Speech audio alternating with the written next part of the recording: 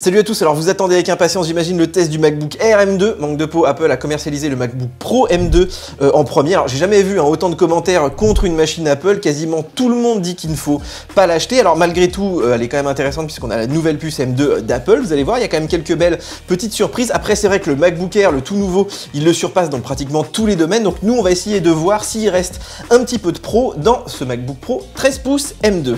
Bon, on va pas revenir sur le design, c'est le même que depuis 2016 et franchement c'est assez décevant. Même si la machine est toujours assez classe, moi je trouve qu'il y a des grosses bordures, là ça fait un petit peu vieillot au niveau de l'écran, qui est plus petit d'ailleurs que le MacBook Air. Alors certes, il n'a pas d'encoche comme la nouvelle version, mais il n'est pas non plus HDR et ProMotion, ça c'est réservé aux 14 pouces. Il affiche moins de couleurs que le MacBook Air, vous vous rendez compte, qui lui monte jusqu'à 1 milliard. Il a la même luminosité, donc à l'extérieur vous n'avez pas vraiment d'atout. En fait on a un écran qui est le moins bon de la gamme, alors que je dirais qu'on est entre le MacBook Air et le MacBook Pro 14 pouces. C'est vraiment incompréhensible. Bon, l'écran est pas tellement pro, est-ce que la connectique l'est? Pas vraiment. On a toujours que deux ports, ils sont toujours Thunderbolt 3 et USB 4.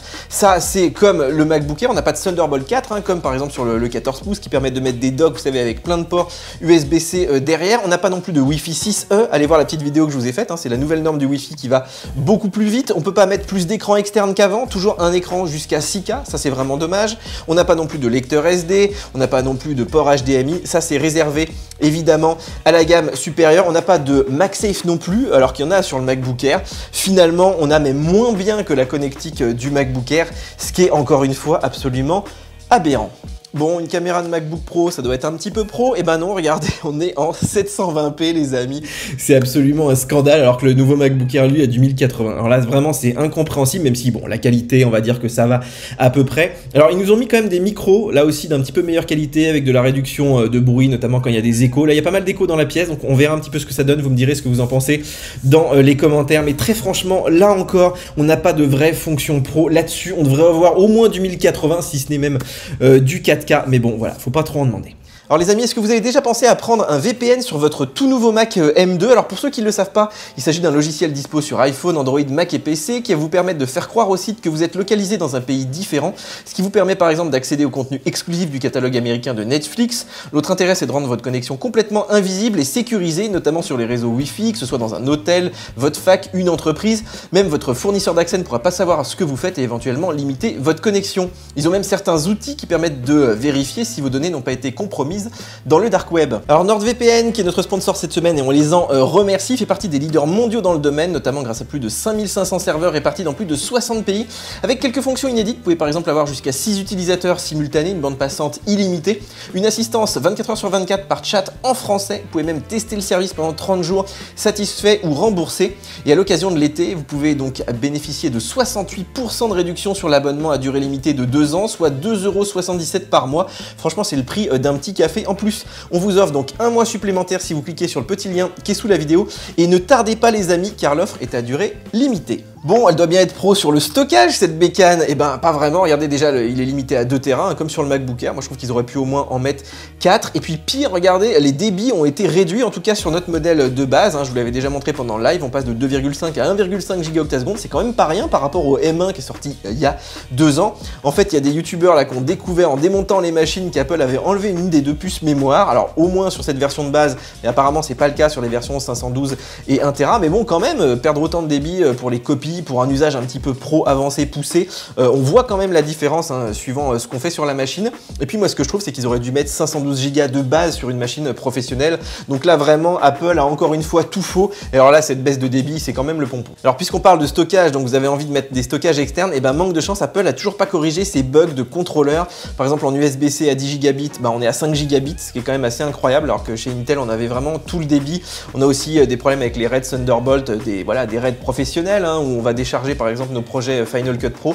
Et ben là c'est devenu hyper lent depuis les M1, ils ont toujours pas corrigé le problème. Je sais pas si le problème vient d'Apple ou de la scie, mais en tout cas on a ce problème que avec les M1. Donc ça c'est vraiment de mauvais augure, surtout pour les M2 Pro. Bon après qu'est-ce qui reste? La Touch Bar, mais est-ce que vraiment c'est quelque chose de professionnel? D'ailleurs ils l'ont enlevé sur la gamme Pro. Moi je trouve que c'est plutôt un outil pour les débutants et honnêtement elle va pas me manquer sur les MacBook Pro.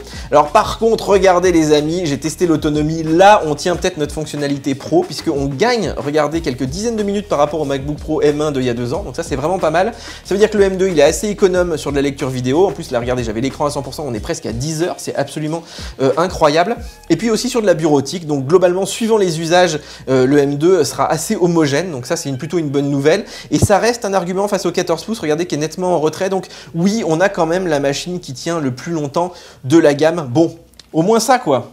Bon, le vrai à toute cette machine, c'est évidemment la puce M2, hein, c'est la première à la recevoir, c'est aujourd'hui la plus puissante entre guillemets de l'entrée de gamme portable d'Apple. Alors regardez, c'est une puce un peu plus grosse que le M1, mais il n'y a pas plus de cœur, on a toujours 8 cœurs, 4 rapides, 4 économes en énergie. Les fréquences restent à peu près les mêmes, Apple n'a pas tellement boosté, on est entre 3,2 et 3,5 GHz, et puis Apple annonce quand même 18% de performance supplémentaire. Alors c'est lié notamment à l'augmentation de la bande passante qui passe de 68 à 100 gigaoctets secondes, ça c'est vraiment pas mal. Et puis on peut mettre aussi un peu plus de mémoire, voilà, on passe de 16 à 24 Go au maximum. Alors en fait c'est surtout sur la partie GPU qu'on progresse le plus, regardez ici on gagne 2 cœurs supplémentaires, ça c'est vraiment pas mal. Et surtout Apple annonce 25% de performance supplémentaire, donc c'est pas lié que à l'augmentation du nombre de cœurs. Et puis on va le voir enfin, dernier point qui m'excite beaucoup puisque moi je fais beaucoup de vidéos, et regardez on a un vrai Media Engine sur cette machine, donc pour tout ce qui est transcodage de vidéos, donc ça on va le voir, ça va être assez impressionnant. Alors on va commencer par la partie CPU, on va se faire un petit Geekbench comme tous ceux qui savent pas tester des machines, hein, qui lancent ces programmes qui additionnent des pommes et des poires qui vous font un petit score à la fin. Alors le score là il est plutôt pas mal, 10% en monocœur, je suis autour de 15% en multicœur, c'est à peu près ce que dit Apple, on est quand même un peu en dessous. Bon moi je dirais que sur 2 ans sans changement de la finesse de gravure, c'est quand même plutôt pas mal. Alors on passe à Cinebench que je trouve un peu plus pertinent parce qu'on fait vraiment le même type de calcul du début à la fin, et regardez là en monocœur, on gagne que 70 points, 5%. Franchement c'est pas terrible, je m'attendais à mieux, et c'est vrai qu'en multicœur on est autour de 10-12, alors là c'est un peu meilleur mais on est quand même loin des 18% d'Apple, bon on va dire que ça reste dans la fourchette. Et puis regardez on se rapproche quand même du 14 pouces hein, qui avait 8 cœurs, donc 6 cœurs rapides, donc c'est plutôt pas mal. En général pour tester le CPU brut, moi j'utilise Logic, mais Logic là il est tout buggé en ce moment, il arrête pas de planter dès que vous le quittez, enfin bref, on va attendre qu'Apple mette à jour son programme, mais de toute façon c'est pas très grave puisque le CPU c'est pas ce qui progresse le plus cette année, il y a des choses bien plus intéressantes à voir. Alors en fait le gain il se fait surtout sur la partie GPU, regardez on a 2 cœurs supplémentaires, donc ils ont totalement revu leur architecture, et en fait regardez sur nos tests là sous Luxmark, donc c'est de l'OpenCL, hein, c'est du GPU, c'est plus très en vogue mais c'est toujours utilisé par pas mal d'applications, et là on gagne 45%, enfin c'est absolument énorme. Alors on est quand même en dessous encore des MacBook Pro 14 pouces, 16 pouces, des Mac Studio, mais franchement c'est une énorme progression par rapport au M1. Alors ça se confirme aussi dans Metal, regardez avec ce test où on a plus 38%, et ça c'est assez impressionnant parce que Metal c'est utilisé partout, hein, aussi bien dans le système, dans les jeux, dans tout le GPU.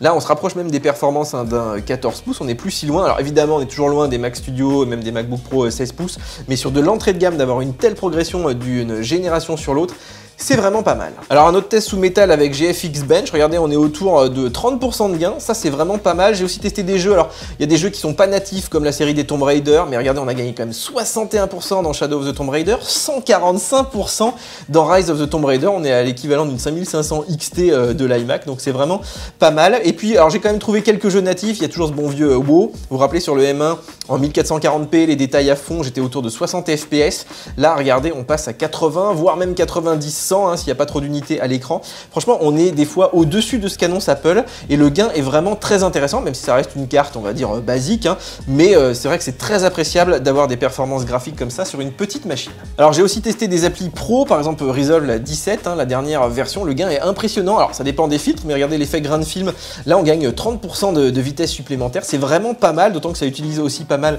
le CPU. Dans Final Cut aussi, regardez les effets de flou, de contraste qui sont assez basiques mais souvent assez utilisés. Là on gagne 40%, donc c'est assez impressionnant hein, ce passage du M1 au M2. On se rapproche même un petit peu du 14 pouces, même si on est encore loin des performances par exemple d'un Mac Studio, mais c'est vraiment pas mal. Alors sur la conversion vidéo, j'en attendais aussi beaucoup avec l'arrivée de ce Media Engine, hein, comme sur les M1 Pro, et ben franchement c'est impressionnant, regardez les exports en ProRes là sous Final Cut Pro, on gagne jusqu'à 40%, alors un petit peu moins sur le H264, mais c'est vraiment pas mal. Et là regardez, bon c'est du H264, mais je gagne quand même 40% sous Premiere face au M1, mais c'est vrai que là on a un gain qui est très net, même en dehors des applications d'Apple, donc là encore je suis quand même assez impressionné sur le Media Engine. Bon alors si on devait conclure, déjà est-ce que le M2 tient ses promesses? Bah carrément, hein, surtout sur la partie GPU et Media Engine, moi je suis impressionné, on a une véritable petite station de montage mobile et pas si cher que ça finalement par rapport au PC.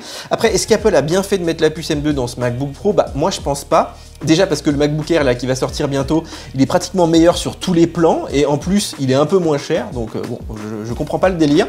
Pire, si vous faites grimper un peu les specs, vous mettez 16 Go de RAM, 512 Go sur une machine pro, c'est un peu la base.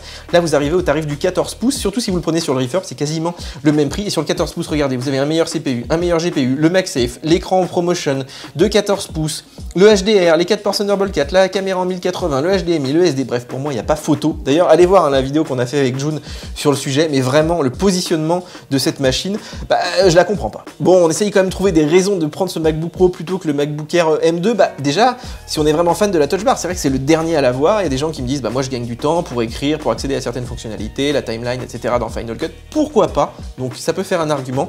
Il y a aussi l'autonomie, elle sera meilleure que le R, alors peut-être pas de beaucoup, on va voir un petit peu durant nos tests, mais en tout cas par rapport au 14 pouces, il tient quand même beaucoup plus longtemps, hein, c'est indéniable. On a une machine qui est beaucoup plus autonome. On a aussi un ventilateur intégré, ça permet de refroidir la puce, donc on n'a pas de risque de surchauffe. On a une machine qui chauffe quand même moins que le R. On a moins de risque aussi de baisse de performance, même si sur le M1, j'avais pas vu vraiment de grosses différences. En tout cas, ici, regardez, c'est maîtrisé, hein, on dépasse pas les 40 degrés, même après plusieurs heures dans World of Warcraft. Et puis, surtout, moi, les ventilateurs, je les ai quasiment jamais entendus. Donc, c'est vrai que sur une machine comme ça, d'avoir du silence, du frais et de savoir que les performances vont être maintenues, ça peut être quand même un atout si on parle purement des performances face au MacBook Air. Bon alors est-ce qu'il y a vraiment un public pour ce MacBook Pro? Est-ce qu'il faut l'acheter? Bah moi je dirais que si vous avez un usage de bureautique, de petits montages de temps en temps, bref du web avec quelques petits écrans à côté, bah je dirais que le MacBook Air en fait il est mieux pour moins cher, donc je vois pas l'intérêt d'acheter ce MacBook Pro à part, je vous l'ai dit, pour 2-3 petits éléments éventuellement. Et puis si vous avez vraiment besoin de puissance, que vous avez besoin de le booster un peu en mémoire, en stockage et tout, bah autant prendre un 14 pouces sur le refurb, je vous mettrai des petits liens sous la vidéo. La machine n'a rien à voir, elle est bien plus performante, bien plus puissante et le form factor est assez identique. Donc finalement, à qui se destine ce MacBook Pro 13 pouces? Eh ben je n'en sais rien. En tout cas, avec le tarif actuel, je ne comprends pas ce que cette machine fait là. Dites-moi dans les commentaires, mais pour moi c'est totalement aberrant, frérot. Bon les amis, j'attends vos commentaires. En tout cas, je vous ai mis tous les liens pour acheter du 14 pouces moins cher, du MacBook Air M1 ou M2, donc sous la vidéo. Évidemment, je vous encourage à prendre un abonnement VIP, c'est le prix d'un petit café par mois pour soutenir notre indépendance. Je vous rappelle qu'on achète les machines, qu'on est totalement indépendant d'Apple, des marques, donc ça a un prix malheureusement si vous voulez que ça continue. En attendant, bien sûr, on like, on s'abonne à la chaîne aussi, ça c'est gratuit. On télécharge nos applications mobiles, on relaye plein de promotions sur ces machines et nous on se retrouve très bientôt notamment pour le test du nouveau MacBook Air M2. Ciao ciao.